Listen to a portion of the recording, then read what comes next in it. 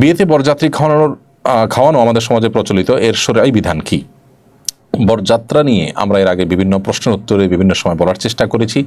বিবাহকে কেন্দ্র করে শরিয়া একটি খাবারের অনুষ্ঠানকে অ্যালাউ করেছে, সেটা হলো ওলিমার অনুষ্ঠান। ওলিমার অনুষ্ঠানটা হলো বিবাহ কেন্দ্রিক একমাত্র বিধিবদ্ধ বা শরীয়ী অনুষ্ঠান।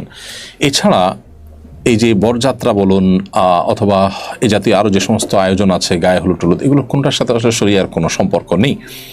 এগুলোতে যদি অন্যের প্রতি জুলুমের ব্যাপার থাকে, যেমন বরযাত্রী খাওয়ার যে কালচার, এই কালচারটি সমাজে প্রতিষ্ঠিত হওয়ার ফলে যারা ধনী তারা হয়তো সন্তুষ্ট চিত্তে খাওয়ান, খুশি মনে খাওয়ান পাত্রপক্ষকে, কিন্তু যারা গরিব মানুষ, ওই ধনী মানুষদের এই কালচারকে ডেভেলপ করার, প্রতিষ্ঠিত করার কারণে তারাও, অর্থাৎ গরিব মানুষরাও নিরুপায় হয়ে এখানে অর্থ ব্যয় করতে হয়, লোন করে করতে হয়, এটা তাদের উপরে চাপ হয়। যেহেতু এখানে সামাজিক একটা সংস্কৃতি তৈরি হচ্ছে এবং এক শ্রেণীর মানুষ ক্ষতিগ্রস্ত হয় এর ফলে, যার কারণে এই কালচারকে, এই সংস্কৃতিকে আমাদের না বলতে শেখা উচিত এবং এটাকে অ্যাভয়েড করা উচিত। একান্ত খুবই সীমিত পরিসরে 2-4-5 জন 7 জন মেহমান তো যেতেই পারে, সেটা তো বিবাহের বাইরেও সাধারণত যাওয়া আসার প্রচলন আমাদের সমাজে রয়েছে এবং এটাকে কেউই সেভাবে প্রেশার হিসাবে নেন না। অতএব সেটা কথা ভিন্ন। কিন্তু এর বাইরে বার্গেনিং করে, বিশেষ করে 200, 300, 400, 500 লোক খাওয়ানোর যে কালচার রয়েছে, মেয়ের বাবার উপরে যেটি চাপানো হয়ে থাকে, এটি শরিয়ত দৃষ্টিকোণ থেকে সঠিক কোনো কাজ নয়। এটি জুলুম এবং কোনো কোনো ক্ষেত্রে অন্যায়ের পর্যায়ে পড়ে। যার কারণে এখানে পাত্রপক্ষকে খুবই সাবধানতা অবলম্বন করতে হবে, সতর্কতা অবলম্বন করতে হবে।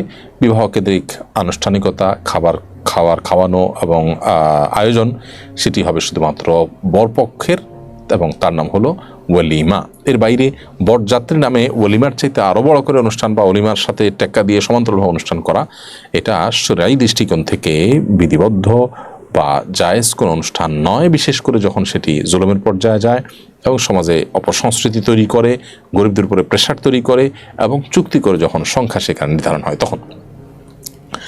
সম্প্রতি এক ইসলামী দলের নেতা পূজা মণ্ডপ পরিদর্শনে গিয়ে বলেছেন, আমি ইসলামী আদর্শের লোক হলেও আমার মধ্যে একজন ভালো হিন্দু ব্রাহ্মণ বাস করে। তার এই বক্তব্য সোশ্যাল মিডিয়ায় ভাইরাল হলে ব্যাপক সমালোচনা হয়। এ ধরনের কথা বলা মুসলমানদের জন্য কতটুকু অসমীচীন হলে পরবর্তী করণীয় কি? এটা যদি কেউ বলে থাকেন, আমি শুনিনি অবশ্য, এই বিষয়ে আমার জানা নেই।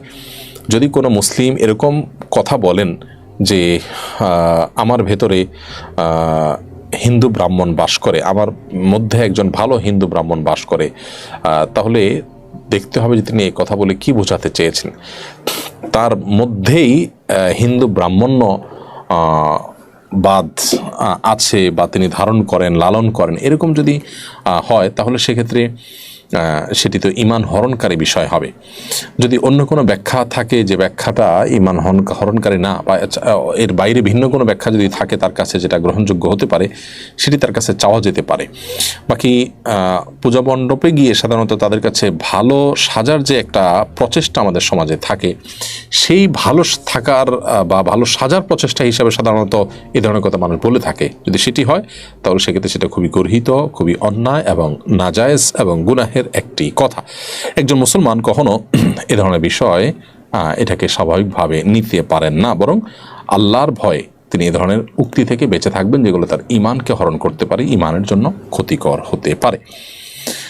এ বিষয়ে আমাদেরকে সর্বোচ্চ সতর্ক থাকতে হবে এবং সাবধান থাকতে হবে। আল্লাহ তাআলা আমাদেরকে হেফাজত করুন। মুখের কথায় কিন্তু মানুষের ঈমান চলে যায়, কারণ আমি ঈমান বিরোধী, ঈমান পরিপন্থী কোনো কিছু যদি বলি তাহলে কিন্তু আমার ঈমান থাকবে না। সো আমার ভেতরে ভালো হিন্দু ব্রাহ্মণ বসবাস করে, অর্থাৎ আমি ভেতরে হিন্দু ব্রাহ্মণকে ধারণ করি, সেটাকে সঠিক মনে করি, সেটাকে বিশ্বাস করি, শ্রদ্ধা করি, এরকম যদি থাকে, বা আমি আমার ভেতরে এটাকে হিন্দুত্ববাদের কোনো কিছুকে আমি ধারণ করি, বিশ্বাস করি, তার ধর্মীয় কোনো বিশ্বাসকে বা কোনো কর্মকে, তাহলে সেক্ষেত্রে আপনি মুসলমানই থাকবেন না। আল্লাহ মাফ করুক, কোনো ইসলামী দলের নেতাদের কথা কোনো সাধারণ মুসলমান যদি এই কথা বলেন, সেটা গর্হিত এবং খুবই জঘন্য কথা।